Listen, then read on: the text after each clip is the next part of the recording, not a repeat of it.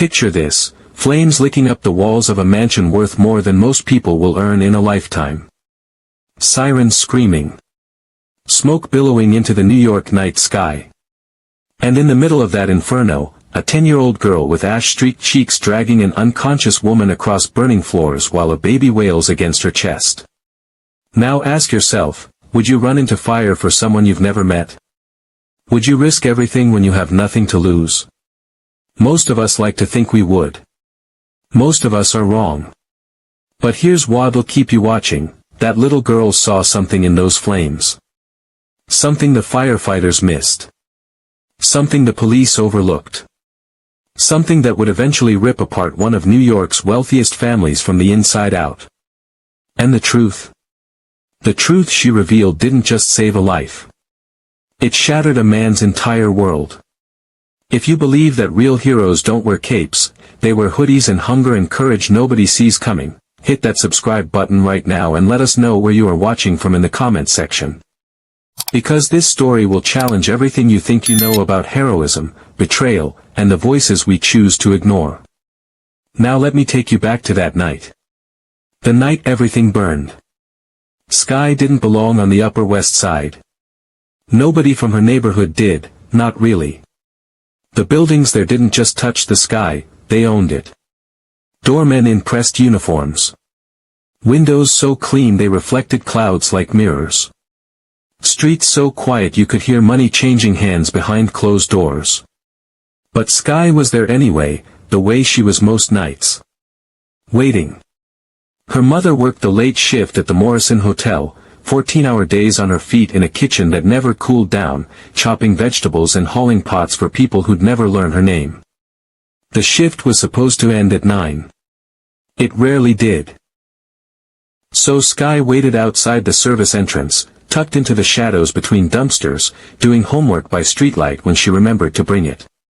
Tonight, she'd forgotten the homework. Brought the hunger instead. Her stomach had been growling for 2 hours.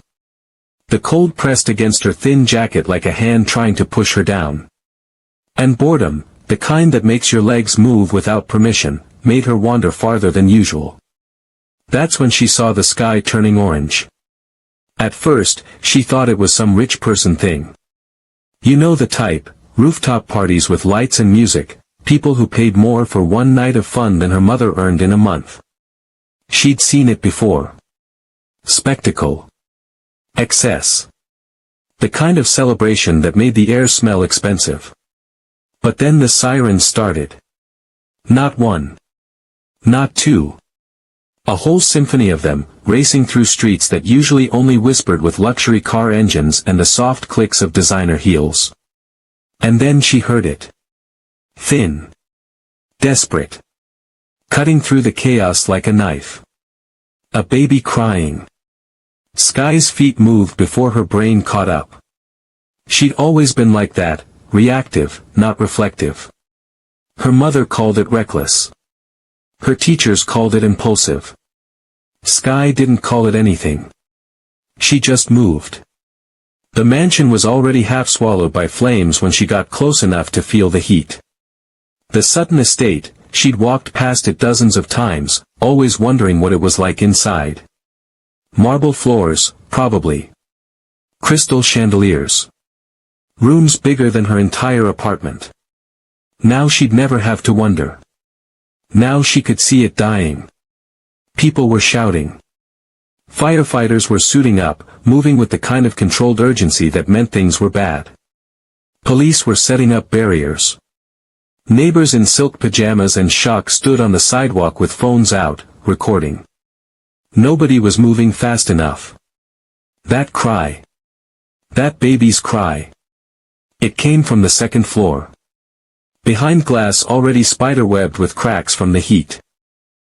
Behind smoke that rolled and churned like storm clouds trapped indoors. Sky didn't think. Didn't plan. Didn't wait for permission. She ran. Kid! Stop! Somebody grab her. Get back here. Voices chased her, but bodies didn't. They were too slow. Too careful. Too busy following protocols that babies don't have time for. The front door hung half open, damaged by heat and the first responding crew. Sky slipped through before anyone could stop her. Inside, the world became a different animal. The air didn't just smell like smoke, it tasted like it. Bitter. Thick. It coated her tongue and crawled down her throat like something alive. Heat rolled off the walls in waves, pushing against her face, making her skin feel like it was shrinking.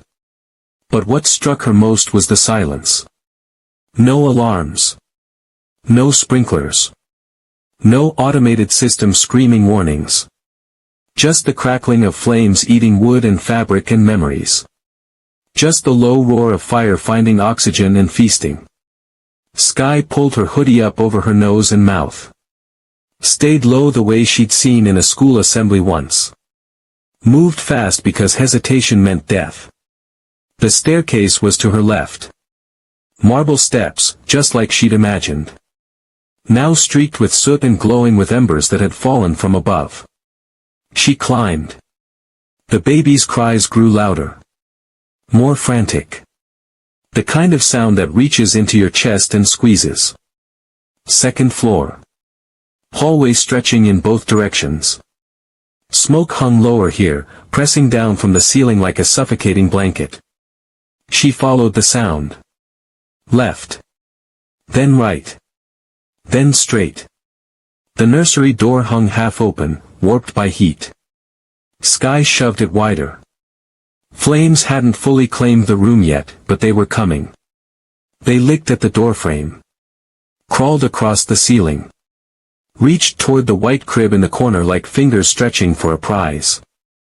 And inside that crib, a baby, no bigger than a bundle of blankets, kicked and screamed with everything her tiny lungs could manage. Sky didn't hesitate. She crossed the room in 4 steps, scooped the infant up, wrapped her inside her hoodie against her chest. The baby's cries muffled against fabric but didn't stop. Good. Crying meant breathing. Breathing meant alive. That's when she saw the woman. Blonde hair. Expensive silk pajamas now stained with soot. Lying near the window with her eyes closed and her body completely still. Not moving. Not coughing. Not clawing at the floor trying to reach her child. Just, there. Sky's brain caught on that detail like a nail snagging fabric. Adults trapped in fires didn't look like that. They thrashed. They fought. They crawled toward windows or doors or anything that promised air. This woman looked like she was sleeping. But there wasn't time to think about it. The flames were spreading. The smoke was getting thicker. The baby in Sky's arms needed out now. Sky grabbed the woman's wrist. Tried to pull. Dead weight. Limp as a rag doll. She adjusted her grip on the baby, wedged her small body against the woman's shoulder, and dragged. It wasn't graceful. It wasn't easy. Every inch felt like pulling a boulder uphill. But Sky had been carrying heavy things her whole life, laundry for her mother, groceries up 4 flights of stairs, the weight of being invisible. This was just one more burden. Halfway down the hall, she heard boots pounding up the stairs. Over here, someone shouted. 2 firefighters burst through the smoke like giants in yellow and black. One grabbed the baby from Sky's arms. The other scooped up the woman and threw her over his shoulder. Let's go, let's go. They moved like a unit, surrounding Sky, pushing her toward the stairs. Down. Down. Into clearer air. Through the front door.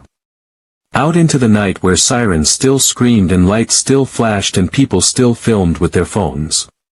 The firefighter handed the baby to paramedics. The woman was laid on a stretcher. Oxygen masks. Urgent voices. Organized chaos. Sky stood there, swaying. The second the weight left her arms, both the baby and the adrenaline, her legs turned to water. She saw the marble steps of the mansion entrance rushing up to meet her. Then everything went black. Paul Sutton didn't remember getting out of the car. One moment he was screaming at his driver to go faster, faster, damn it, why is there traffic, why are these lights red, move, move, and the next he was sprinting toward flames that were devouring his home like a living thing with an appetite.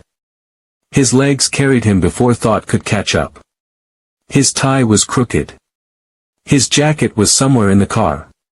His mind was a single loop of panic. Sophie. Sophie. Sophie. Sir, you can't. He shoved past the officer trying to hold him back. That's my house. My daughter's inside. We have a team upstairs, sir, there. A shout cut through the noise. Paul spun. And froze. A little girl stumbled through the smoke-filled doorway, clutching something bundled against her chest. Her face was streaked with ash. Her clothes were singed. Her eyes were wide but focused, not panicked, not frozen, just moving. A firefighter rushed forward and lifted something from her arms. Something small. Something that let out a thin, gasping wail. Paul's knees almost buckled. Sophie. His daughter. His baby girl. Alive. The firefighter handed her off to paramedics, and Paul watched them work, checking airways, applying oxygen, moving with practiced precision. He wanted to run to her. Wanted to hold her. But his legs wouldn't move. His brain couldn't process. Because all he could see was the little girl. She was so small. Maybe 10 years old. 11 at most. Black. Dressed in clothes that had seen too many washes and not enough meals. She swayed on her feet, and before anyone could catch her, she collapsed onto the marble steps. Another firefighter caught her before her head hit stone. Get a medic over here. Paul's driver appeared at his elbow. Sir, your wife. He pointed. They were wheeling Layla out on a stretcher.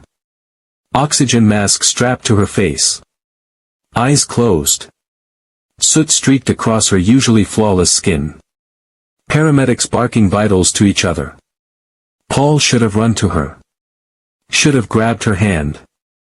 Should have fallen apart with relief that his wife was alive. But he couldn't stop staring at the little girl being loaded into an ambulance. She had carried his entire world out of that fire. And he didn't even know her name. The hospital was too white. Too bright. Too full of sounds that meant nothing to Sky. Machines beeping. Nurses walking in soft shoes. Voices in the hallway discussing patients by number, not name. Everything smelled like disinfectant trying to cover up something worse underneath. Sky lay under a thin blanket that somehow felt heavy. Her lungs still burned with every breath, not sharp pain, just a dull ache that reminded her the smoke had gotten in deep. And 4 dripped clear liquid into her arm. Monitors tracked rhythms she didn't understand. A nurse with kind eyes and tired hands kept checking on her. How are you feeling, sweetheart? Sky didn't answer. Can you tell me your name? Silence. Is there someone we can call? Your mom? Dad? A guardian? Sky turned her face toward the wall. The nurse sighed. Patted her shoulder. Left. Through the thin curtain separating her from the hallway, Sky heard them talking. The nurses. The social worker who'd arrived an hour ago with a clipboard and questions Sky refused to answer. No guardian on file. We've checked missing persons. Nothing matching her description. Could be a runaway. Could be homeless. She won't say anything. Just stares.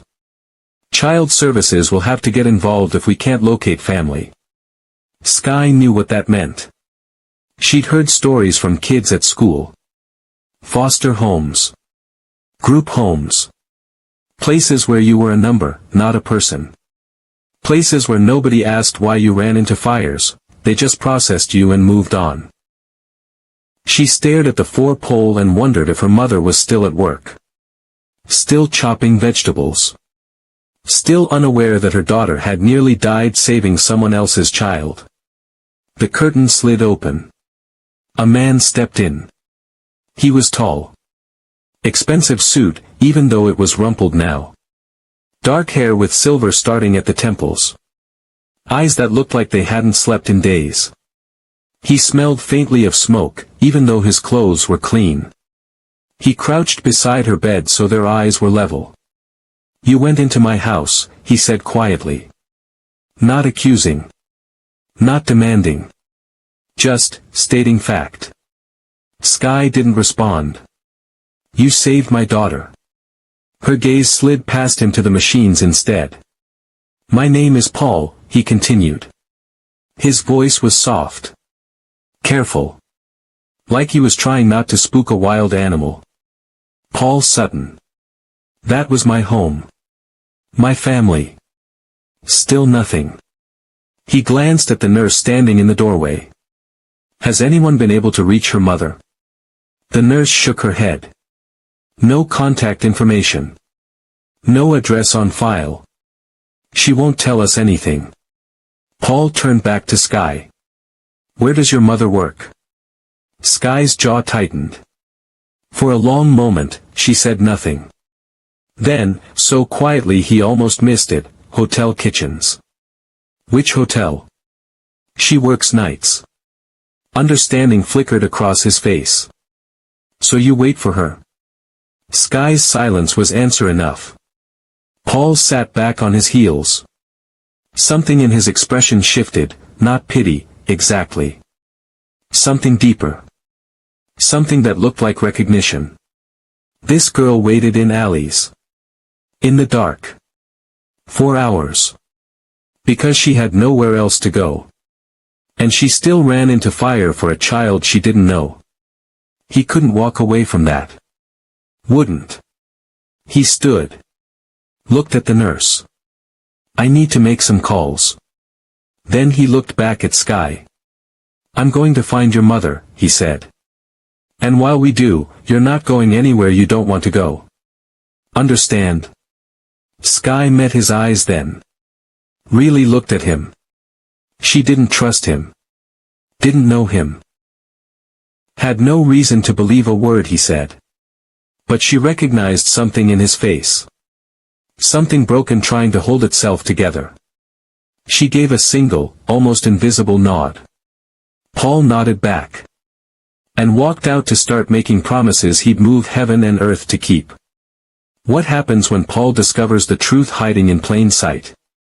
When the investigation reveals that the fire wasn't an accident, and that Sky saw something everyone else missed? Subscribe to our channel and keep watching. 3 days after the fire, Paul stood in what used to be his daughter's nursery. The smell hit him first. Wet ash. Burned plastic. The ghost of smoke that had burrowed into walls and wouldn't leave. Yellow tape marked the doorway. Arson investigators moved through the space like surgeons examining a body, careful, methodical, looking for the story the fire tried to hide. Lead investigator Marcus Webb didn't sugarcoat it. "Accelerant," he said, pointing to darkened patterns on the floor. "Here. Here. And here." His finger traced invisible lines. Someone poured it deliberately. Knew exactly where to place it for maximum spread. Paul's jaw clenched. "You're saying someone tried to burn down my house." "I'm saying someone tried to make it look like an electrical fire."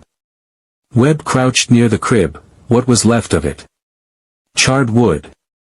Melted plastic. But they got sloppy. Or maybe arrogant. Left a trail. What kind of trail? Webb stood, pulled out his tablet, swiped through photos. Security footage from your service entrance. 2 nights before the fire. Your wife admitted a contractor. Paul leaned in. The image was grainy but clear enough. Layla standing in the doorway. A man in work clothes beside her. She was smiling. "You recognize him?" Webb asked. "No. Name's Damian Rhodes. Did electrical work around the city." Emphasis on did. Webb swiped again. He's disappeared. Phone's off. Apartment cleared out. Bank account emptied 3 days ago. Paul's stomach turned. You think my wife? I don't think anything yet. Webb's tone was professional, but his eyes told a different story. But there's more. Phone records show your wife made 17 calls to an unlisted number in the week leading up to the fire. All of them short. Under 2 minutes. Like she was checking in. The room tilted slightly. Paul steadied himself against the doorframe. The morning of the fire, Webb continued, she made 3 withdrawals from different ATMs. 15,000 total. Cash. No paper trail after that. Paul couldn't breathe right. The air in this burned room felt thicker than it should. Where is she now? Webb asked. Recovering. At our temporary penthouse. Paul's voice sounded hollow even to himself. Doctor said she inhaled a lot of smoke. Needs rest. Webb nodded slowly. Too slowly. And what does she remember? Nothing. The word came out bitter. She says she went to check on Sophie. Smelled something strange. Then blank. Woke up in the hospital. Convenient. Excuse me. Webb met his eyes. Mr. Sutton, in 20 years doing this job, I've learned something about fire. It reveals truth.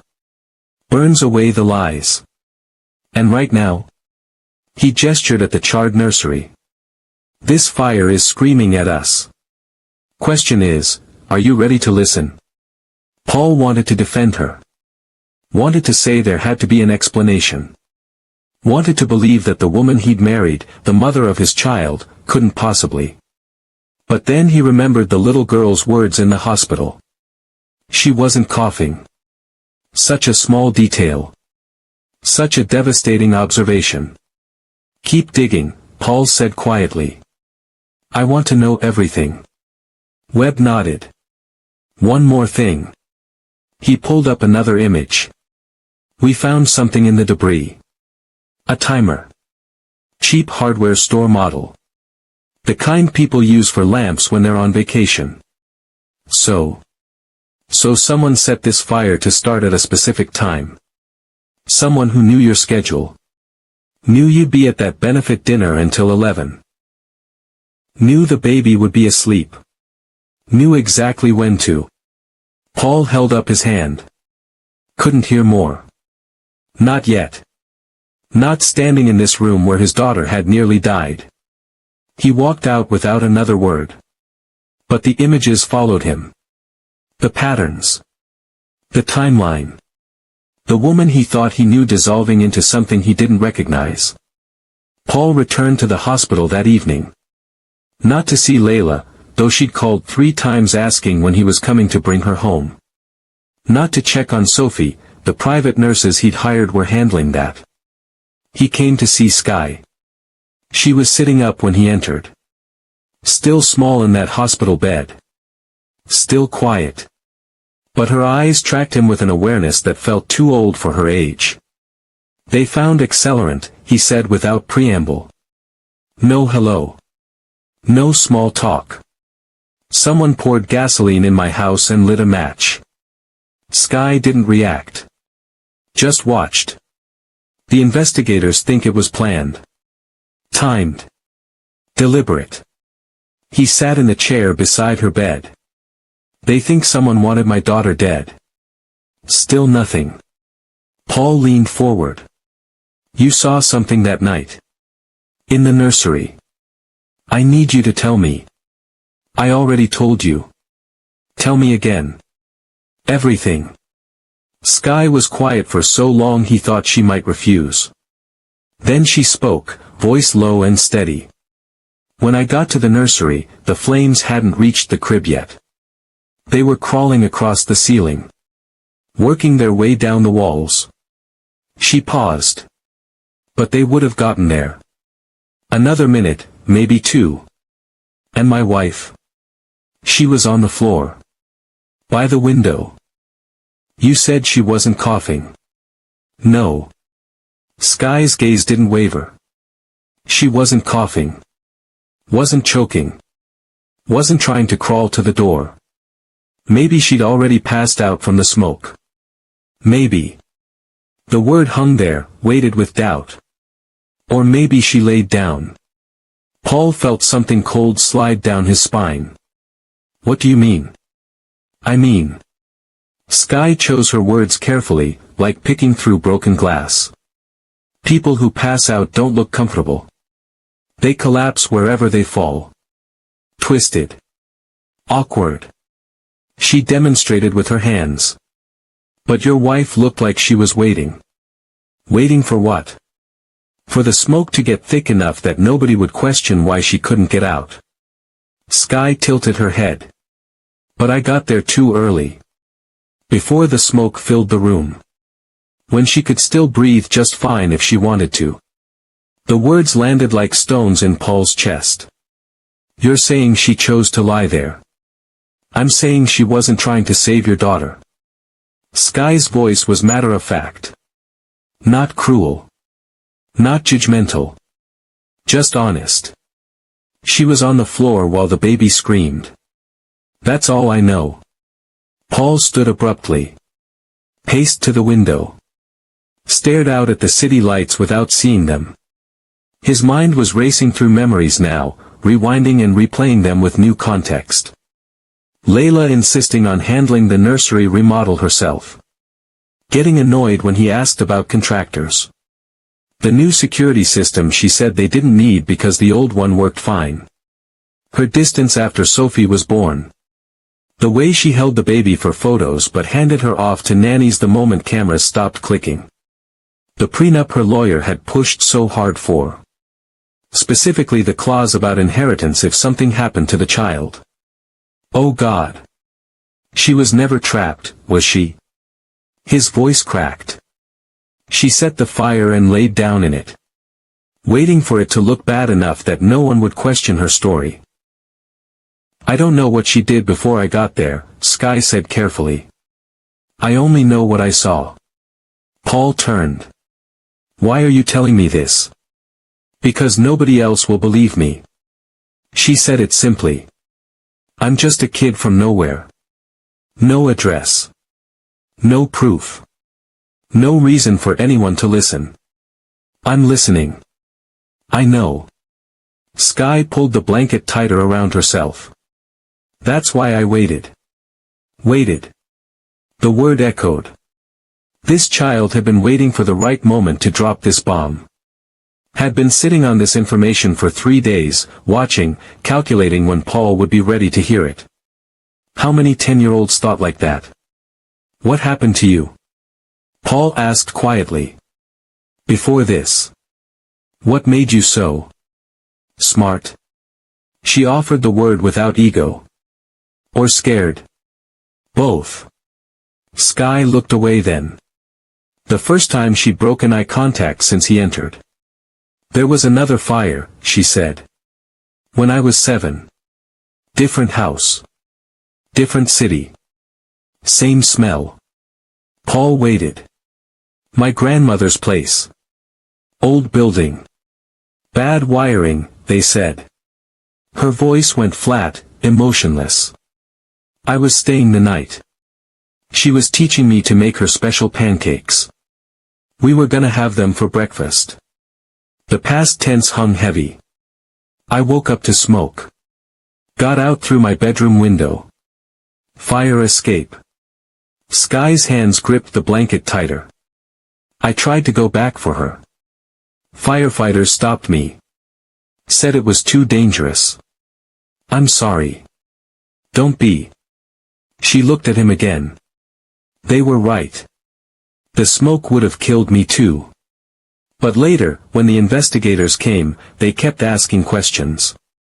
Weird questions. About money. About inheritance.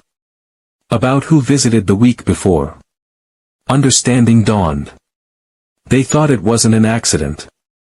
My grandmother had life insurance. Not much, but enough. My uncle was behind on rent. He'd been asking her for money she didn't have. Sky's jaw set. They found him 3 states over. Cash in his pockets. Receipts from a hardware store. Same kind of timer they found in your nursery. Paul sank back into the chair. This girl hadn't just saved his daughter. She'd recognized the pattern. Seen the signs. Understood from experience what investigators would take weeks to prove.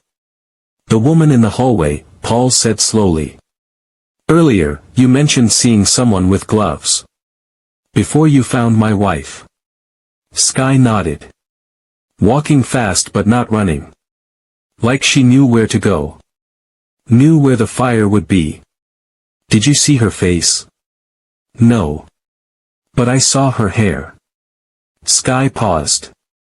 Blonde. Long. Like your wife's. The room went very quiet.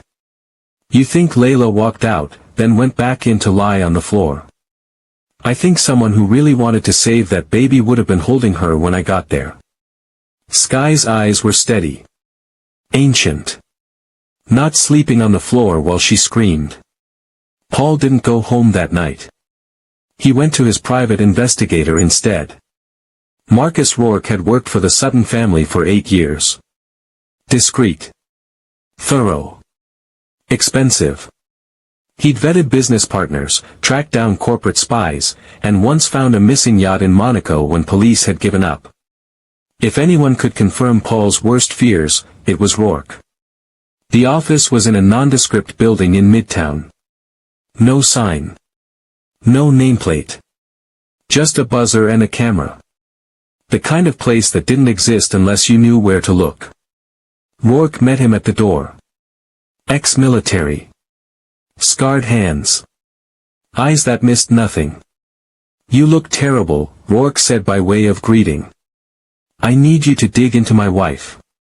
Rourke didn't even blink. Just stepped aside to let Paul enter. I already started. The office was exactly what you'd expect: computers, filing cabinets, a wall of screens showing security feeds from God knows where. Rourke handed him a thick folder. When the fire hit the news, I figured you'd call. He gestured to a chair. Sit. This is going to take a while. Paul sat. Opened the folder. Bank statements. Phone records. Credit card receipts. Security footage time-stamped and annotated. Email printouts. Social media screenshots. A full portrait of his wife's life for the past 6 months. A life he apparently knew nothing about. She's been careful, Rourke said, leaning against his desk. But not careful enough. The contractor, Damian Rhodes, he's in the wind. But before he disappeared, he made regular deposits. Small amounts. Nothing that would flag the IRS. Came from a shell account traced back to a trust your wife controls. How much? 60,000 over 3 months. Paul's hands tightened on the folder. For what? Officially? Consulting work on unspecified projects. Rourke pulled up a screen. Unofficially? I talked to 3 contractors who worked with Rhodes. They all said the same thing: he specialized in making accidents look real. Fires. Gas leaks. Electrical malfunctions. The room felt smaller.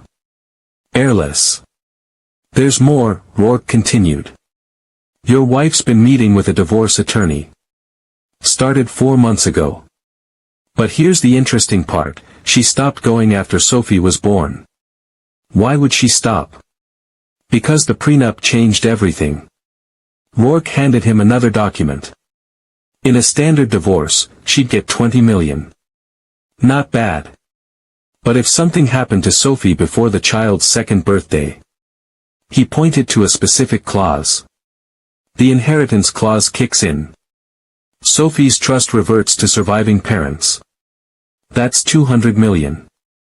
Plus life insurance. Plus the estate. Paul couldn't breathe. Couldn't think. The numbers swam in front of his eyes. She needed Sophie dead, he said hollowly. Looks that way. And she needed it to look like an accident.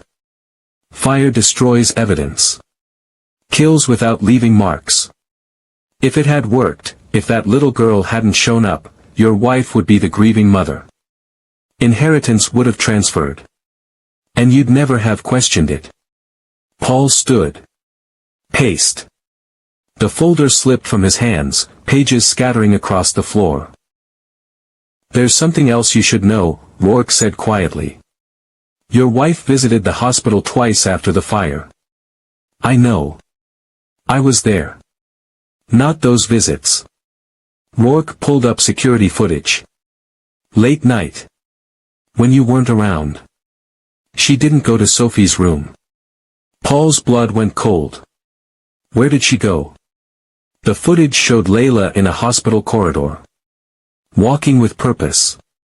Stopping outside a room. Looking around to make sure no one was watching. Sky's room. She stood there for 3 minutes, Rourke said. Just staring through the window. Then she left. Paul felt sick. She wanted to see if Sky would talk. Or she wanted to know if Sky saw something. The implications crashed over him like waves. His wife had tried to murder their daughter. A child had risked her life to save Sophie. And now Layla was checking on the witness. The only witness who could destroy her story. I need you to do something, Paul said, voice hard as steel. Find Sky's mother. Locate her. Make sure she's safe. Then arrange security for the hospital. I don't want my wife anywhere near that girl. Rourke was already typing. Consider it done. And Rourke? Paul turned at the door. Keep digging. I want everything. Bank accounts I don't know about. Properties. Secret phones. Lovers. I want to know every lie she's ever told me. How far back should I go? Paul thought about the woman he'd married 3 years ago. The whirlwind romance. The perfect wedding. The life that looked so good from the outside. The beginning, he said. I want to know who I really married. That night, while Paul was uncovering betrayal, Sky lay awake in her hospital bed. She didn't sleep much anymore. Hadn't since she was 7. Fire taught you things. Like how quickly everything you love can turn to ash. Like how adults lie to protect themselves. Like how the truth is a weapon most people are too afraid to use. She thought about her grandmother's pancakes. The ones she never got to eat. Her uncle had showed up the night before the fire, smiling, bearing gifts. He'd hugged her grandmother. Called her Ma in that warm way that made you think he cared. Sky had been young, but not stupid. She'd seen the desperate edge in his eyes. Heard him asking for money through thin walls. Heard her grandmother say no, gently but firmly. Heard him leave angry. The next morning, smoke. Nobody believed a 7-year-old who said she'd seen her uncle with a red gas can. Nobody took seriously a child who insisted she'd heard him on the phone talking about fixing everything. Nobody listened when she said her grandmother never had problems with wiring before. They patted her head. Said trauma made you imagine things. Told her she was confused. Then the investigators found evidence. Then her uncle confessed. Then suddenly everyone believed. But by then, her grandmother was already gone. Sky learned something important from that: people only listen when the truth can't be ignored anymore. Until then, you were just a kid making noise. So she'd learned to wait. To watch. To hold the truth like a blade and only show it when it would cut deepest. Paul Sutton was starting to hurt now. Starting to see cracks in his perfect life. But he wasn't ready yet. Not fully. He still wanted to believe his wife had some explanation. Some excuse. Men like him always did. They needed the truth to hit them like a hammer. Undeniable. Brutal. Complete. Sky would make sure it did. Because Sophie deserved better than a mother who tried to kill her. Because Paul deserved to know the woman sleeping beside him was a monster. And because Sky knew what it felt like to trust the wrong person and pay for it in smoke and ash and nightmares that never ended. She wasn't saving Paul. She was making sure the truth couldn't be buried this time. 2 more days passed. Paul visited Sky every evening. Brought her food from restaurants she'd never heard of. Books she didn't ask for. Clothes that actually fit. She accepted it all without comment. He talked more than she did. Told her about the investigation. About the evidence piling up. About the phone records and the money and the contractor who'd disappeared. She listened. And when he asked questions, why do you think she did it, or how did you know to look for these signs? She gave him just enough. Never the full story. Never everything. Just enough to keep him digging. On the 5th night, he showed up after midnight. The hospital was quiet. Visiting hours long over. But money opened doors that rules kept closed. He looked different this time. Not just tired. Hollowed out. Like something inside him had been scooped away and nothing had filled the space. Sky sat up without being asked. I went through her phone, Paul said without preamble. His voice was raw. Rourke cracked the password. We found deleted messages. Texts she thought were gone. He handed Sky his phone. Screenshots. Messages between Layla and someone named D. How much to make it clean? Electrical fire. Nursery. Has to look natural. When does he leave for the benefit? And you're sure it won't hurt? Good. She's just a baby. She shouldn't suffer. Sky's stomach turned. She handed the phone back. She asked if the smoke would hurt, Paul whispered. If Sophie would suffer. And when he promised it would be quick and painless, she said good. His hands were shaking. She planned to murder our daughter but wanted to make sure it wouldn't hurt. Like that makes it better. Like that makes her less of a... He stopped. Couldn't finish.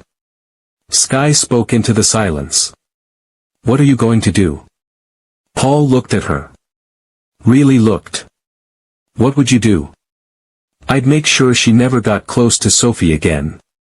The police. Will take time. Evidence. Lawyers. Trials. Sky's voice was steady. Old.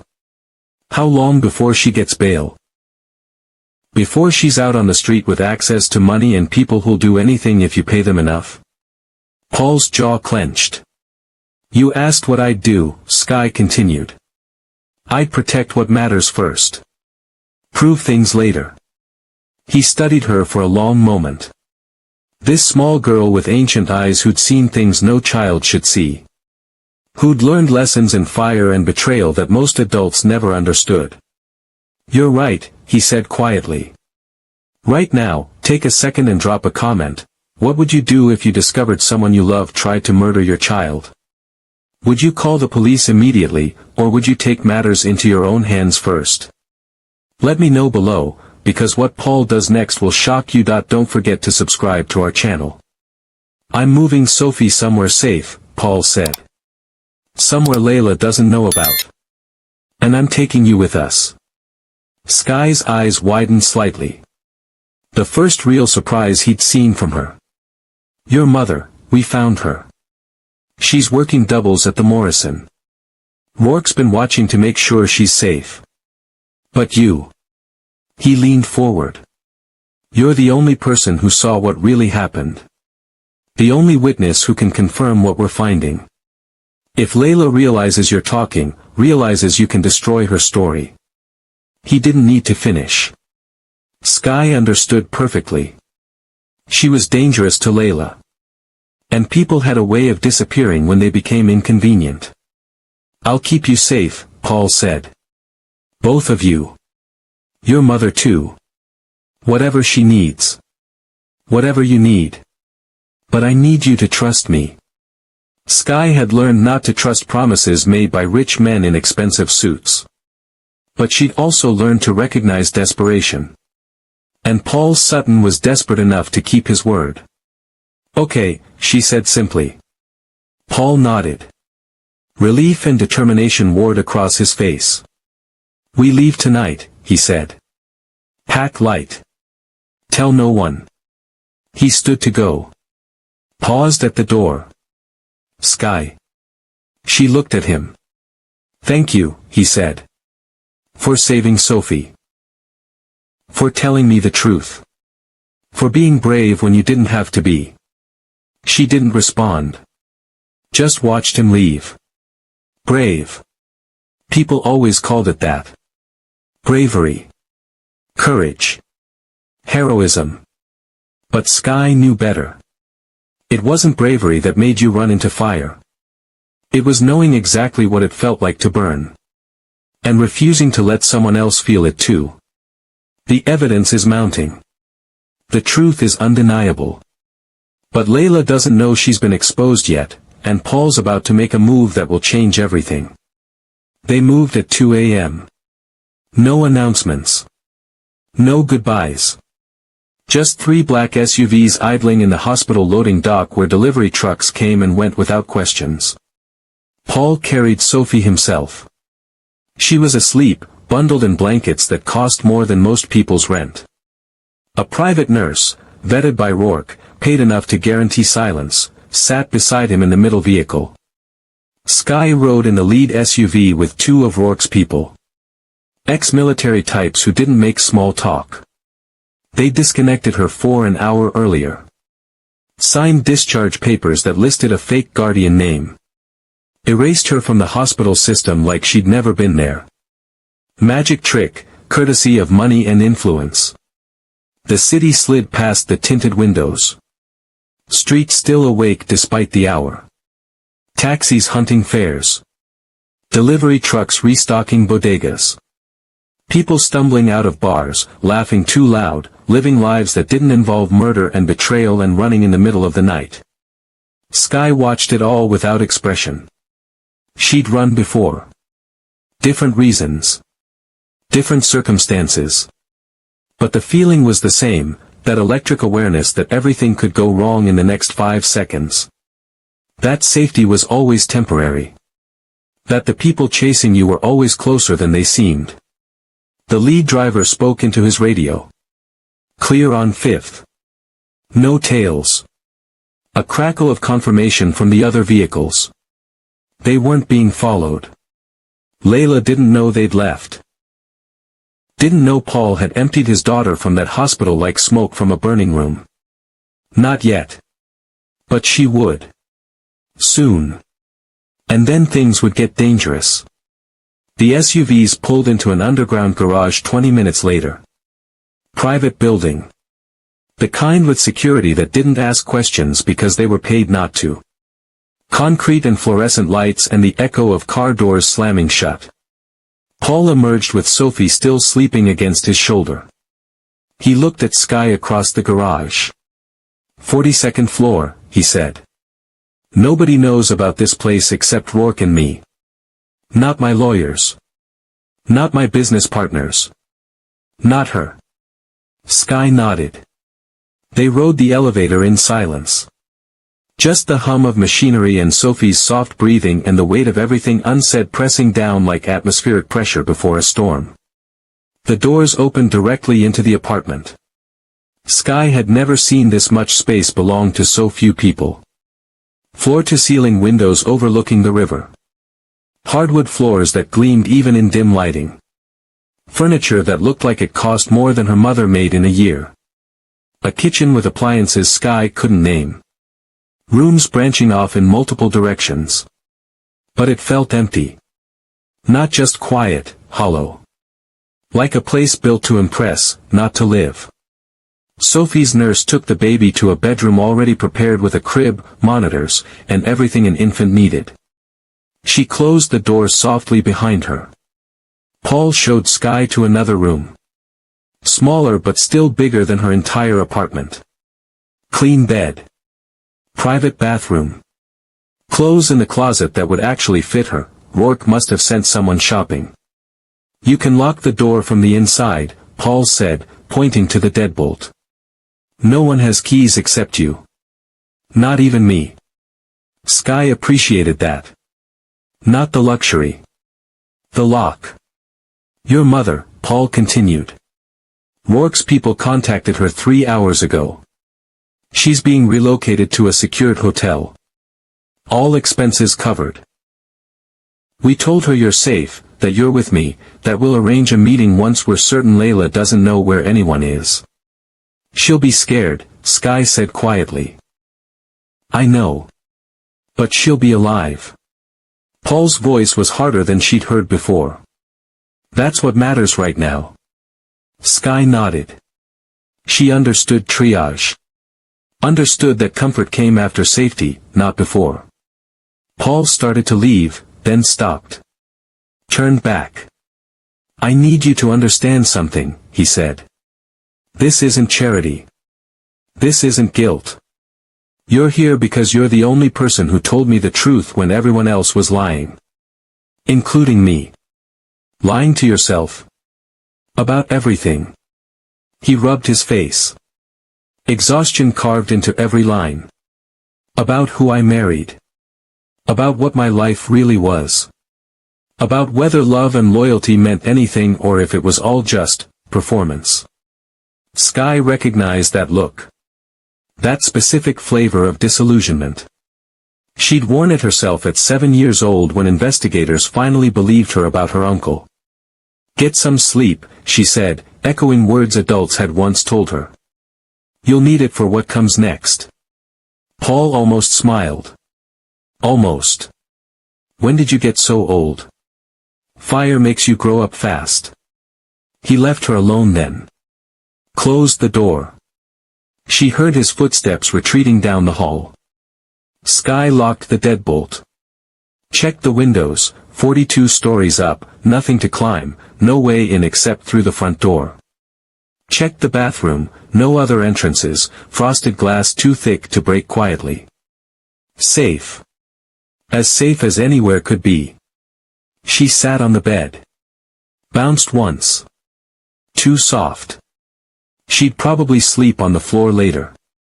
Beds this comfortable made her nervous. Made her feel like she'd missed something important while she was too relaxed.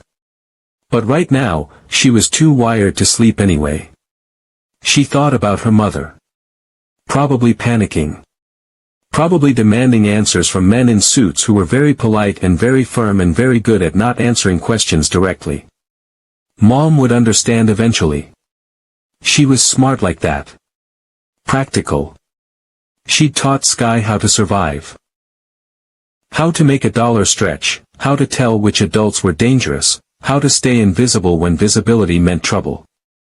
Sky pulled her knees to her chest. Wrapped her arms around them. For the first time in days, she let herself feel it. The exhaustion. The fear. The weight of carrying truth that could get her killed. She'd saved Sophie because it was the right thing to do. But now she was tangled up in something much bigger than one burning building. Now she was the witness. The liability. The girl who knew too much. And in her experience, people who knew too much didn't live long unless someone powerful wanted them alive. Lucky for her, Paul Sutton very much wanted her alive. For now. Layla Sutton arrived at the hospital at 9 a.m., 8 hours after they'd left. She'd taken her time getting ready. Hair perfect. Makeup flawless. The right amount of concern etched into her expression, not too much, not too little. Grieving mother. Devoted wife. Survivor. She'd practiced in the mirror. The nurses at the desk recognized her immediately. Mrs. Sutton. The woman who'd barely escaped that terrible fire. How brave. How tragic. How fortunate that everyone survived. I'm here to see my daughter, Layla said, voice soft and wounded. Oscar-worthy performance. The nurse checked her computer. Frowned. Checked again. I'm sorry, Mrs. Sutton, but Sophie was discharged last night. Layla's carefully constructed expression faltered. Just for a second. Discharged? By whom? Your husband, ma'am. He signed all the paperwork around 2 a.m. Ice flooded Layla's veins. And he took her where? We're not at liberty to share that information. But I'm sure if you call him. Layla was already walking away. Phone out. Dialing Paul. Straight to voicemail. She tried again. Same result. Text messages, where is Sophie? Why wasn't I informed? Call me immediately. No response. She felt it then, the first real flutter of panic. Paul never ignored her calls. Never moved Sophie without consulting her. Never made decisions about their daughter without at least pretending she had a say. Something was wrong. She tried the penthouse. Empty. Security said Mr. Sutton hadn't been there in 2 days. She tried his office. Assistant said he'd cancelled all meetings indefinitely. She tried Rourke. Number disconnected. Layla stood in the hospital parking lot, perfectly manicured hands trembling slightly, and understood. He knew. Somehow, impossible as it seemed, Paul knew. Her mind raced through possibilities. The investigation? No, they'd been careful. Damien was gone, untraceable. The phone records? All burners, all destroyed. The money? Untraceable through shell companies. There was no evidence. Nothing that could prove anything. Just circumstantial suspicion at best. Unless someone had seen something. Someone who was there. In the house. During the fire. The girl. That little black girl who'd carried Sophie out. Layla had seen her in the hospital. Watched through the window while the child slept. Wondered if she'd noticed anything. Decided it didn't matter, who would believe a homeless kid with no credibility over a wealthy woman with lawyers and influence? But Paul might. Paul, who had a weakness for sob stories and underdogs. Paul, who was stupid enough to let sentiment cloud judgment. She needed to find that girl. Needed to know what she'd said. Needed to make sure whatever story she told could be discredited before it destroyed everything. Layla got in her car. Made a call. I need you to find someone, she said when the voice answered. A girl. About 10. Black. No last name on file. She was admitted to Presbyterian after the fire. Find out where she went. A pause. Then, that'll cost extra. Things are hot right now. People are watching. I don't care what it costs. Find her. She hung up. Started the engine. Checked her face in the mirror. The mask had cracked slightly. She smoothed it back into place. Paul thought he was protecting his daughter by hiding her. He had no idea what he'd just started. Rourke called Paul at noon. We've got it. Paul was in his home office, the one in the safe house, separate from the main living space. Sophie was napping. Skye was in her room, door locked. The world outside kept turning while his world fell apart. Got what? Paul asked, though he knew. Had been waiting for this call. Dreading it. Video evidence. From Rhodes' phone. We cracked the encryption this morning. Paul's hand tightened on the phone. Send it. Paul, maybe you should come here. Have someone with you when you watch. Send it. Now. A pause. Then, sending. His laptop pinged. Email from a secured server. Download link. Password protected. Paul entered the password with shaking fingers. The file opened. It was night vision footage. Grainy but clear enough. Timestamp, 2 nights before the fire. The nursery. Empty crib. Moonlight through windows. Then movement. The camera stabilized, someone holding a phone, filming. Layla stepped into frame. She looked different than in public. No smile. No warmth. Just cold efficiency. She pointed to the dresser. Timer goes there, she said. Voice calm. Clinical. Set it for 11:15. Paul will be at the benefit until at least midnight. I'll put Sophie down at 7:30. She'll be asleep when it starts. The camera shifted. Damian Rhodes spoke from behind it. And the accelerant? 3 points. Here, here, and here. She indicated spots on the floor. Make sure it reaches the crib fast but looks like it spread naturally from an electrical source. Paul's vision blurred. He paused the video. Couldn't breathe. Couldn't think. This was real. This was his wife. Planning. Executing. Murdering their daughter with the same tone someone might use to plan a dinner party. He forced himself to press play. What about smoke? Rhodes asked. The vents will carry it. She'll suffocate before the flames reach her. Layla said it so casually. So easily. I read that smoke inhalation is relatively painless. She won't suffer long. Paul made a sound. Something between a sob and a retch. And your story? Rhodes pressed. I'll say I went to check on her. Smelled smoke. Tried to reach her but couldn't breathe. Collapsed. Simple. Tragic. Believable. Layla smiled then. Actually smiled. The grief-stricken mother who tried to save her baby. They'll eat it up. And if someone suspects? Suspects what? Rich houses burn down. Electrical fires happen. Babies die in tragic accidents. She shrugged. People will sympathize. I'll inherit. And 6 months from now, I'll divorce Paul and live very comfortably on Sophie's trust fund. Rhodes laughed. Actually laughed. You're cold, lady. I'm practical. Layla checked her watch. Are we done? I have a charity luncheon in an hour. The video ended. Paul sat in silence. The kind of silence that exists after explosions.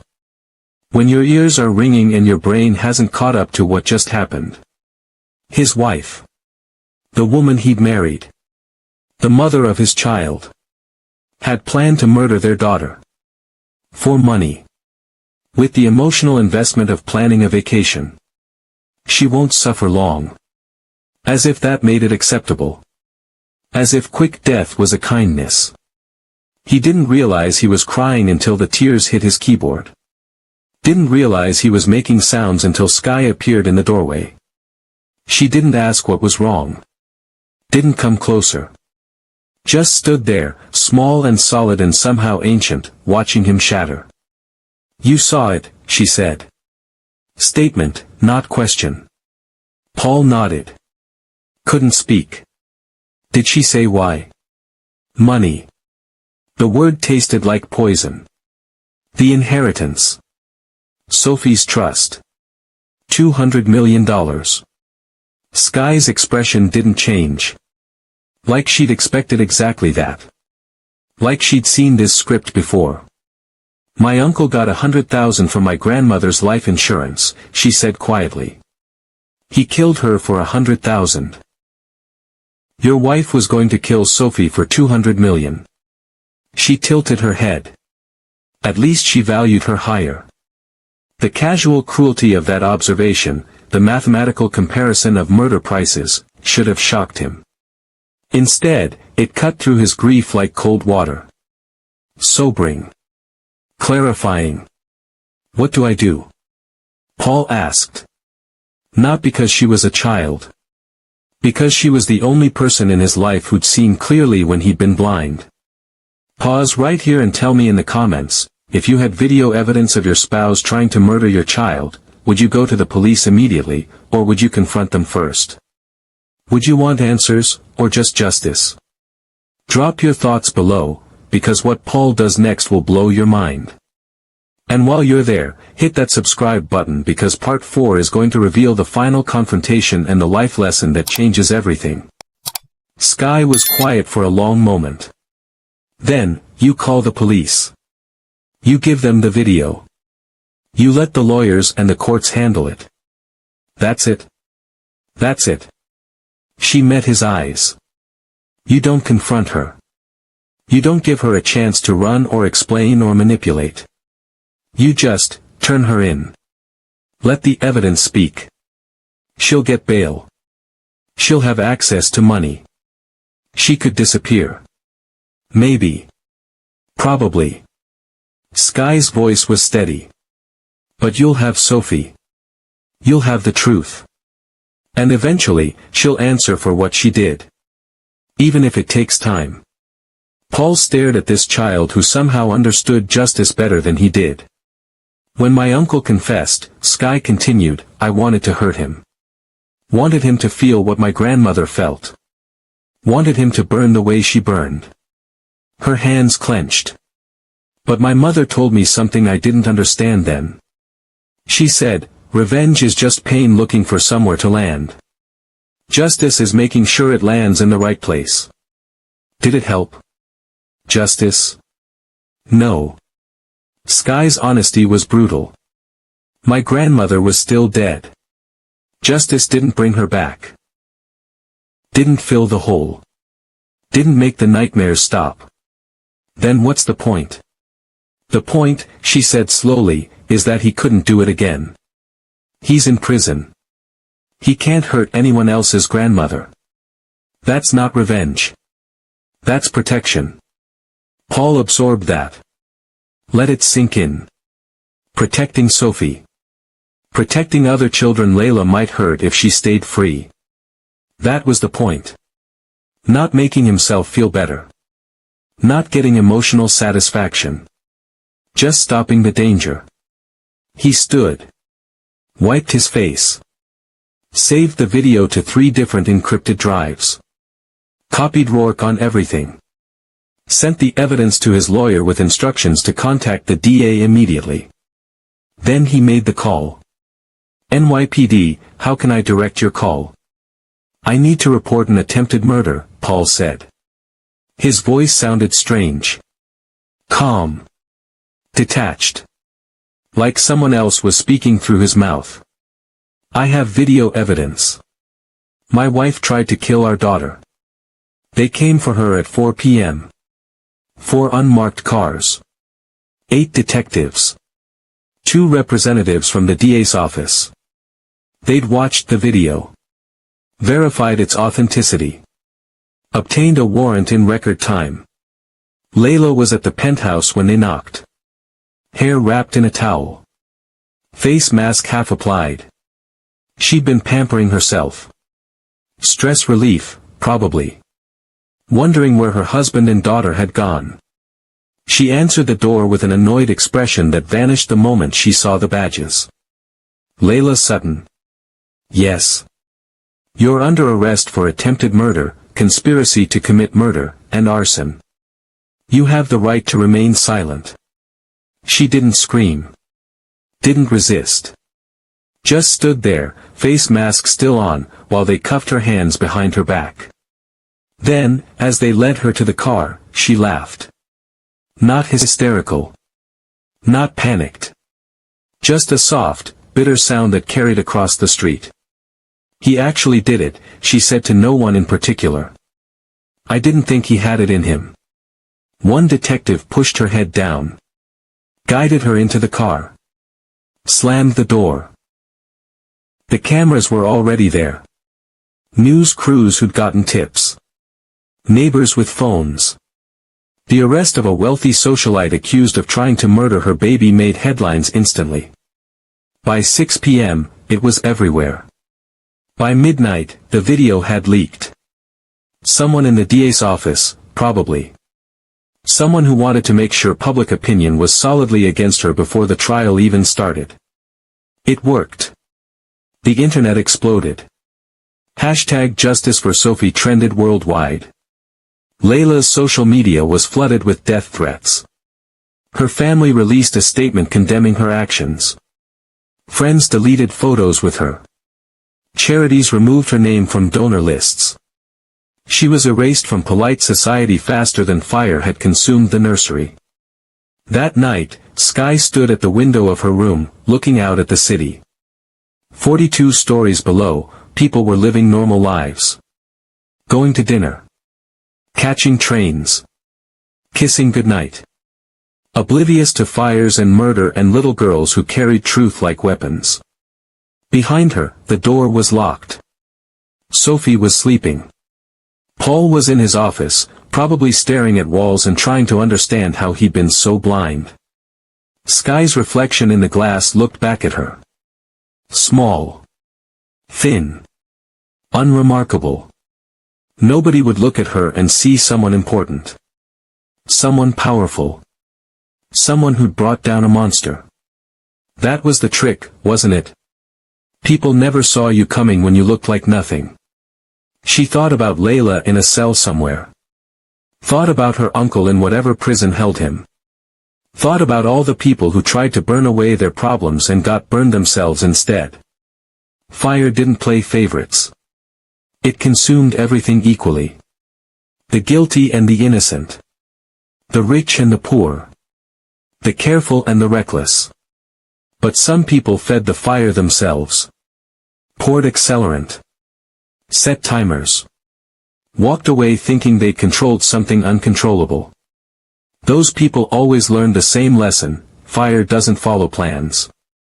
It follows fuel. And truth was the most flammable thing in the world. Sky pressed her palm against the cold glass. She'd saved Sophie. She'd told Paul the truth. She'd helped put a murderer in prison. But she hadn't done it for gratitude. Hadn't done it for reward. She'd done it because she knew what it felt like to burn. And she'd be damned if she let someone else's fire consume an innocent life when she could run in and pull them out. Even if it meant risking everything. Especially then. Behind her, a soft knock on the door. Sky. Paul's voice. Quiet. Respectful of the lock she'd used. I just wanted to say goodnight. And, thank you. Again.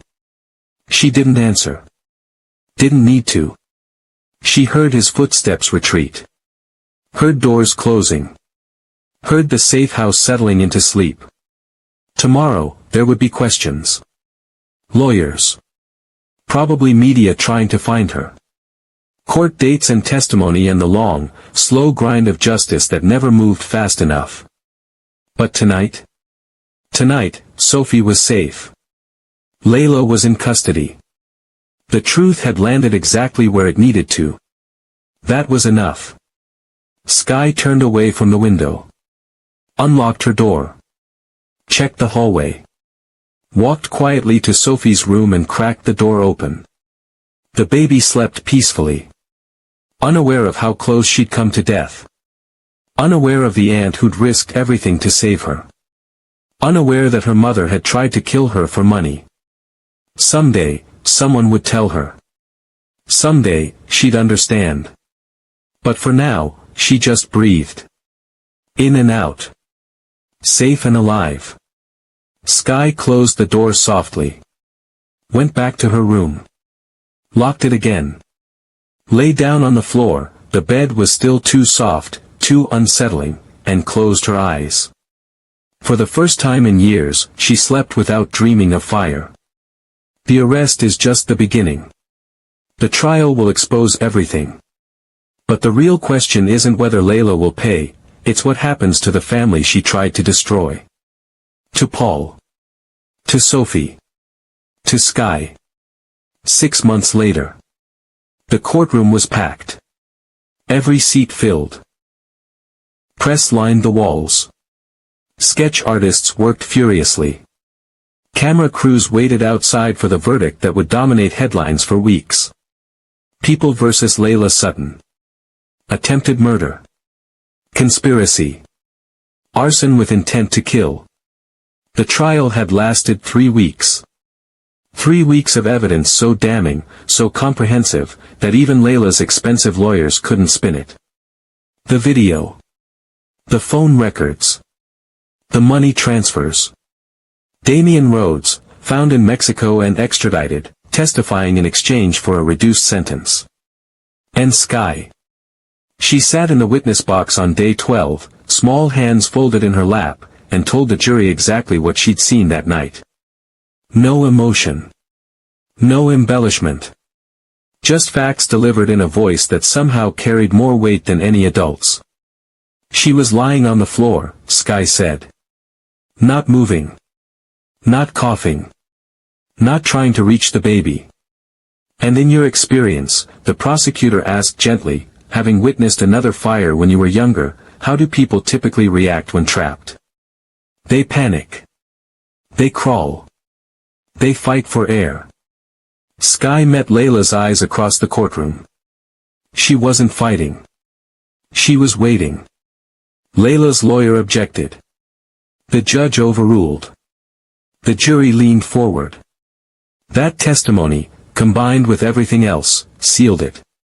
Now, 6 months after the fire, Paul sat in the gallery with Sophie on his lap. The baby had grown. More hair. More awareness. She babbled softly, playing with his tie, oblivious to the fact that her mother was about to be sentenced for trying to kill her. Beside Paul sat Sky. Hair braided neatly.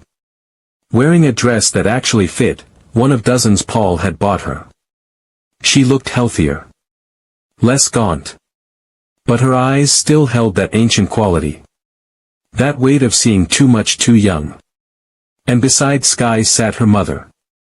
Maria Santos. 43 years old. Hands roughened by decades of kitchen work. Eyes that had cried an ocean when she'd finally been reunited with her daughter after a week of not knowing where she was or if she was safe. Paul had kept his promise. Found her. Protected her. Set her up in an apartment 3 blocks from the safe house. Paid off her debts. Got her a better job with better hours. Made sure she never had to work doubles again unless she chose to. Not charity. Gratitude. Because Maria had raised a daughter brave enough to run into fire for a stranger's child. The judge entered. Everyone stood. The ritual of justice playing out in wood-paneled rooms with fluorescent lights and the weight of law pressed into every corner. Has the jury reached a verdict? We have, Your Honor. Paul's heart hammered. Beside him, Sky sat perfectly still. Maria gripped her daughter's hand. On the count of attempted murder in the first degree, how do you find? Guilty. The courtroom erupted. Gasps. Whispers. Someone sobbed. Paul closed his eyes and felt something inside his chest, something that had been clenched tight for 6 months, finally release. On the count of conspiracy to commit murder, how do you find? Guilty. On the count of arson with intent to kill, how do you find? Guilty. 3 words. 3 verdicts. The end of one nightmare and the beginning of another, because now came sentencing, appeals, the slow machinery of justice that would keep Layla in their lives for years even as she rotted in prison. But for now. For this moment. Justice had landed in the right place. The judge banged her gavel. Sentencing will be set for 3 weeks from today. The defendant will remain in custody without bail. This court is adjourned. Paul stood. Sophie in his arms. Turned to Sky. It's over, he said. She shook her head slightly. No. It's just starting. And she was right. Because verdicts didn't erase trauma. Didn't undo damage. Didn't magically fix broken families or heal wounds burned into memory. They just stopped the bleeding. Long enough for real healing to maybe, possibly begin. 3 weeks later, they returned. Layla stood before the judge. Orange jumpsuit. No makeup. Hair pulled back. She looked smaller somehow. Less polished. The veneer of wealth and beauty stripped away by incarceration. The judge read the sentence without sympathy. For the crime of attempted murder of a minor, I hereby sentence you to 25 years to life. For conspiracy to commit murder, an additional 15 years, to be served consecutively. For arson with intent to kill, 10 years, also consecutive. 50 years total. Minimum. Before parole would even be considered. Layla would be 78 years old before she breathed free air again. If she lived that long. Sophie would be 51. A grown woman. Probably with children of her own. Living a full life her mother had tried to steal before it began. The judge continued. I want to be clear, Ms. Sutton. Your crime was not one of passion or desperation. It was calculated. Premeditated. You planned to murder your infant daughter for financial gain. You showed no remorse during trial. No acceptance of responsibility. No acknowledgement of the suffering you attempted to inflict. Layla's lawyer started to object. The judge cut him off. I'm not finished. There are mothers in this world who would die to protect their children. Who sacrifice everything to give their babies a chance at life. And then there's you. You don't deserve the title of mother. You don't deserve to breathe the same air as that child. The courtroom was silent. Even the press stopped scribbling. The only reason Sophie Sutton is alive today is because a 10-year-old girl, a child with nothing, who owed you nothing, ran into fire to save her. That child showed more courage and maternal instinct in 5 minutes than you showed in an entire year of motherhood. The judge looked at Sky in the gallery. Nodded once. A small gesture of respect from one woman to another, despite the decades between them. Take her away. Guards moved forward. Layla turned. For just a moment, her eyes found Paul's across the courtroom. He expected her to look angry. Defeated. Remorseful. Instead, she smiled. Small. Cold. The kind of smile that said, I almost won. You'll always know that. I almost got away with it. Then she was gone. Led through a door that locked behind her with a sound that echoed like a gunshot. Paul exhaled. Realized he'd been holding his breath. It was over. Really over this time. Sophie squealed. Reached for Sky. The girl, his daughter now, legally, the adoption finalized 2 weeks ago, took the baby and bounced her gently. Shoo. It's okay. We're safe now. We. Not you. Not she. We. A family formed in fire and forged in truth. 6 more months passed. Paul sold the penthouse. Too many memories of Layla. Too much performance and pretense.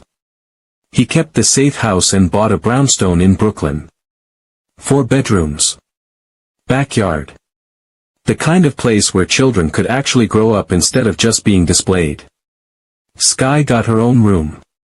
Real furniture this time. Books lining shelves. A desk for homework. A bed she eventually learned to sleep in instead of on the floor, though some nights, when the dreams came back, she still preferred the ground. Maria got the room next door. Paul had offered her the option to live separately, but she'd refused. My daughter almost died saving yours, she'd said. Our families are tied now. We stay together. So they did. An unlikely household.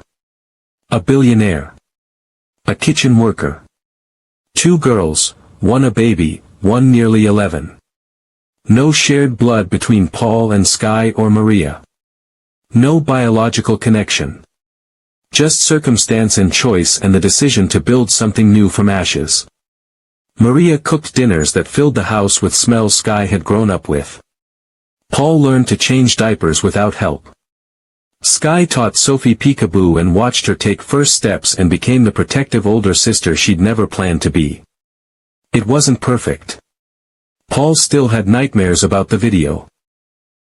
About Layla's voice saying she won't suffer long like that made it acceptable. Maria still worked, not because she had to, but because sitting still made her anxious. Sky still flinched at sudden noises and checked locks compulsively and woke up some nights tasting smoke. But they were healing. Slowly. Imperfectly. Together. One evening, almost a year after the fire, Paul found Sky on the brownstone's back steps. She was drawing in a notebook, something she'd started doing in therapy. Visual processing, the doctor called it. Working through trauma with images instead of words. "Can I sit?" he asked. She nodded. He sat beside her. Watched her sketch. It was the mansion. Burning. But in the foreground, a small figure running toward it instead of away. "You draw that a lot," Paul observed. "It's the moment everything changed. For me too." They sat in comfortable silence. Sky added shading to the flames. "I never thanked your mother properly," Paul said. "For raising you to be the kind of person who runs toward danger instead of away from it. She didn't teach me that." Sky kept drawing. "Life did. Fire did. Loss did. Still. She gave you a foundation strong enough to stand on when everything else burned." Sky considered that. "Yeah. I guess she did." Another silence. Sophie's laugh drifted from inside where Maria was giving her a bath. "Do you ever regret it?" Paul asked. "Running into that house? Everything that happened after?" Sky set down her pencil. Looked at him directly. "Do you regret knowing the truth?" "Every day," he admitted. "And never." "Both at the same time?" "Yeah." She picked up the pencil again. "That's how I feel about the fire." 2 weeks later, Paul took Sky to visit her grandmother's grave. They'd never gone together before. It was 3 hours upstate. Small cemetery. Modest headstone. The kind of place that held ordinary people who'd lived extraordinary lives in quiet ways. Paul waited by the car while Sky walked to the grave. Gave her space. Privacy. She knelt. Traced her fingers over the engraved name. Maria Santos Sr., the grandmother who tried to teach her to make pancakes before smoke took her away. "I saved someone," Sky said quietly. "Like I couldn't save you. A baby. She's walking now. Starting to talk. She'll never remember that her mother tried to kill her, but she'll grow up safe because I was there." The wind moved through trees. Carried away words meant for the dead. "I think you'd like her. Sophie. She laughs a lot. Grabs everything. Paul says she's got your stubborn streak." A small smile. "He never met you, but he sees it anyway. Says certain things pass down through people who care, not just blood." Sky pulled a photo from her pocket. The family, all 4 of them, taken last week. Paul holding Sophie. Sky and Maria on either side. Smiling. Real smiles, not the kind you fake for cameras. She propped it against the headstone. "I'm okay now," she said. "Mostly. Some days are hard. But I've got people. A real bed. School that I actually like. A mom who doesn't have to work herself to death anymore. And a little sister who needs me." She stood. Brushed grass from her knees. "I miss you. I still smell smoke sometimes and think you're making breakfast. But I'm not just surviving anymore. I'm living. And I think that's what you'd want." Paul appeared beside her. Didn't ask what she'd said. Just stood there, a quiet presence that said, "I'm here. You're not alone." They walked back to the car together. "Thank you," Sky said as they drove away. "For bringing me here. Thank you for trusting me enough to come, Paul." She watched the cemetery disappear in the side mirror. "Yeah. You're a good dad." His hands tightened on the steering wheel. Eyes suddenly bright. "To both of us," Sky added. "Just so you know." He couldn't speak. Just nodded. Reached over and squeezed her hand once before putting both hands back on the wheel. Some things didn't need words. 3 years after the fire, Sky stood in front of her middle school class giving a presentation. What makes a hero was the assignment. Most kids talked about firefighters or soldiers or superheroes from movies. Sky talked about truth. "People think heroes are the ones who aren't afraid," she said, looking at her notes. "But that's not true. Everyone's afraid. Fire is scary. Danger is scary. Losing people you love is scary." She clicked to the next slide. A photo of the Sutton mansion burning. 3 years ago, I ran into this building. Not because I wasn't scared, I was terrified. But because there was a baby inside screaming and no one else was moving fast enough. The classroom was silent. They all knew this story. It had been national news. But hearing it directly from her was different. I didn't run in there to be a hero. I ran in because I knew what it felt like to lose someone in a fire and I couldn't let it happen again if I could stop it. That's not heroism. That's just refusing to let history repeat when you have the power to change it. Another slide. The courtroom sketch of Layla being sentenced. But the real heroism, the part that actually mattered, came after. When I had to tell the truth about what I saw, even though I was just a kid and nobody had to believe me. Even though it was scary to accuse a rich, powerful woman of trying to murder her own child. She paused. Met her teacher's eyes. Truth is scarier than fire sometimes.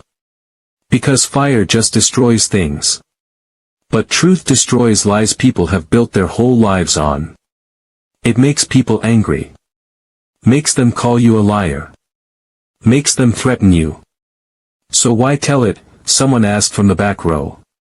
Because lies are like accelerant, Sky said. They spread. They consume. They destroy innocent people if nobody stops them. And sometimes you're the only one who can stop them. Not because you're special. Just because you were there. You saw. You know. She clicked to the final slide. A photo of her family. Paul. Maria. Sophie, now 3 years old, gap-toothed and grinning. And Sky herself, taller now, no longer the scared 10-year-old from the news footage. Heroes aren't people without fear. They're people who act despite fear. Who tell truth despite danger. Who run toward problems instead of away from them. Not because it's easy or safe or because they'll get rewarded. She looked around the classroom. But because it's right. And because if you have the power to save someone and you don't use it, that's when you stop being human and start being the problem. The class erupted in applause. Her teacher wiped her eyes. Sky gathered her notes and returned to her seat. After class, her best friend caught up to her in the hallway. That was intense. Yeah. Do you still have nightmares? About the fire? Sky considered. Sometimes. But less now. And when I do, Sophie's usually there. Alive. Growing up. And that makes it worth it. 5 years after the fire. Paul stood in Sophie's bedroom doorway, watching his daughter sleep. She was 5 now. Starting kindergarten soon. Full of questions and energy and a stubborn streak that reminded him of Sky. She didn't remember the fire. Didn't remember her mother. Had grown up calling Sky, Sissy, and Maria, Mimi, and Paul, Daddy, without any confusion about who belonged where. Someday, he'd have to tell her. About Layla. About what happened. About why the woman who gave birth to her wasn't in their lives. But not yet. Not tonight. Tonight, she was just a little girl dreaming little girl dreams in a house filled with people who would die to protect her. He closed her door softly. Walked down the hall. Past Sky's room, light still on, probably reading or drawing. Past Maria's room, TV murmuring in Spanish. Went to his own room. On his nightstand sat a photo from the hospital. The day after the fire. Him standing beside Sky's bed. Her looking small and scared and determined. The girl who'd saved everything that mattered.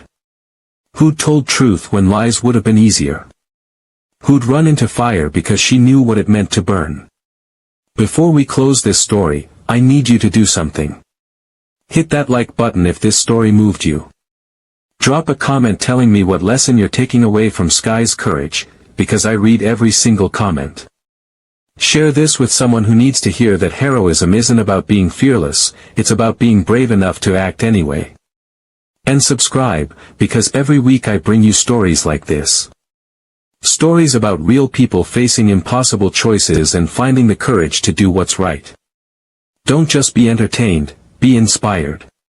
Be changed. Be the person who runs toward the fire when everyone else runs away. Paul set the photo down. Turned off the light.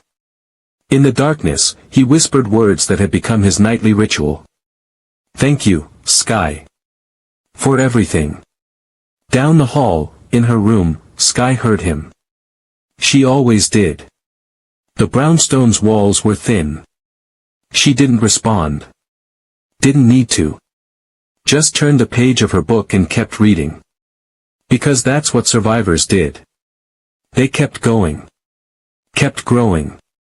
Kept choosing life over fear and truth over comfort and courage over safety. One day at a time. One choice at a time. One fire at a time. The moral, life lessons that last. So what's the lesson here?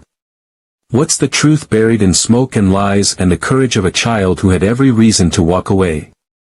It's this. Heroes aren't born. They're made in moments when you decide that someone else's life matters more than your own fear. Sky wasn't special. Wasn't superhuman. Wasn't gifted with powers or privileges or preparation. She was just a girl who'd been burned before and refused to let someone else feel that pain if she could prevent it. That's lesson 1, heroism is a choice, not a character trait. Lesson 2, truth is a weapon, but only if you're brave enough to wield it. Sky could have stayed silent. Could have let adults figure it out.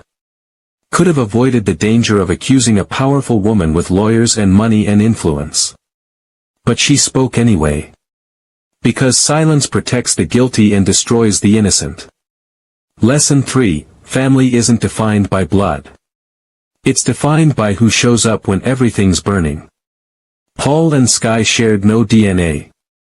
Maria and Paul came from different worlds.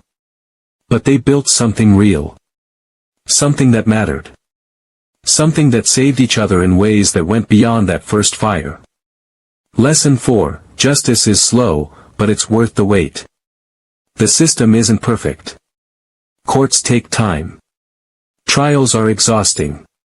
Bad people sometimes get away with terrible things. But Layla didn't. Because people kept pushing. Kept fighting. Kept demanding that truth matter more than money or status or carefully constructed lies. And finally, lesson 5, the most important one. Fire doesn't care who you are. It consumes everyone equally. But some people carry fire starters in their pockets, and some people carry water. Choose which one you want to be. Layla tried to burn her own daughter for money. For comfort. For a life she thought she deserved more than Sophie deserved to live. Sky ran into literal fire to save a stranger's child. For nothing. For no reward. For the simple reason that life mattered and she had the power to preserve it. One woman carried accelerant. One carried courage. One ended up in prison. One ended up with a family. Fire revealed who they really were. And that's the final truth. You don't know who you really are until everything's burning and you have to choose what you'll save. Will you run toward the flames or away from them? Will you speak truth or protect comfortable lies? Will you save the innocent or save yourself?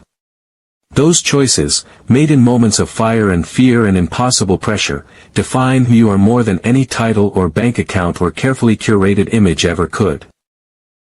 Sky made her choice at 10 years old. The question is, what choice will you make when your moment comes? 10 years after the fire, Sky Santos Sutton graduated high school valedictorian. Her speech was about second chances. About families built from ashes. About the courage to speak truth even when silence is safer. Sophie, now 13, sat in the front row between Paul and Maria, crying proud tears and cheering louder than anyone when Sky received her diploma. Layla Sutton remains in Bedford Hills Correctional Facility. Parole denied. Will be eligible again in 2045. Damian Rhodes is serving 20 years in a federal prison. Testified that in 20 years of criminal work, Layla was the coldest client he'd ever met. Paul Sutton remarried, a woman named Elena who works in pediatric medicine and treats Sophie and Sky like the precious gifts they are. They had another child. A son. Named him Marcus, after the investigator who helped expose the truth. Maria Santos opened a small restaurant in Brooklyn. Serves the food she cooked for her mother. For Sky. For the family that refused to let tragedy define them. It's always full. People say the food tastes like love and second chances. And Sky? She's studying fire science in college. Plans to become an arson investigator. Because she learned something important that night when she was 10 years old. Fire reveals truth. Someone needs to be there to read it. She's going to be that someone. For every child like Sophie. Every family like hers. Every truth that's waiting to be found in ash and smoke and the wreckage of lies. She's going to run toward the fire. Every single time. This is a story about fire and family and the courage to tell truth when everyone else is lying. It's about a little girl who saved a baby and a billionaire who learned that love isn't about blood, it's about who you choose to protect when everything's burning. It's about justice delayed but not denied. About mothers who kill and children who save and the impossible choices that define us. But mostly, it's about you. About the fire you'll face someday. The truth you'll have to tell. The choice you'll make when running away is easier than running in. Will you be Layla? Pouring accelerant. Lighting matches. Destroying innocence for personal gain. Or will you be Sky? Running toward flames. Speaking truth. Saving lives at the risk of your own. The fire's coming. It always does. The question is, who will you be when it arrives? I hope this story changed you. I hope it challenged you. I hope when your moment comes, and it will come, you remember a 10-year-old girl who ran into fire for a stranger's child and decided that truth matters more than safety. Now go. Be brave. Tell truth. Run toward the fire. The world needs more people like Sky. If this story impacted you, don't keep it to yourself. Share it. Like it. Comment what it meant to you. Subscribe for more stories that challenge, inspire, and remind you why courage matters. Because these stories, they're not just entertainment. They're mirrors. Showing you who you are. And who you could become. Thanks for watching. Stay brave. Stay true. And I'll see you in the next story.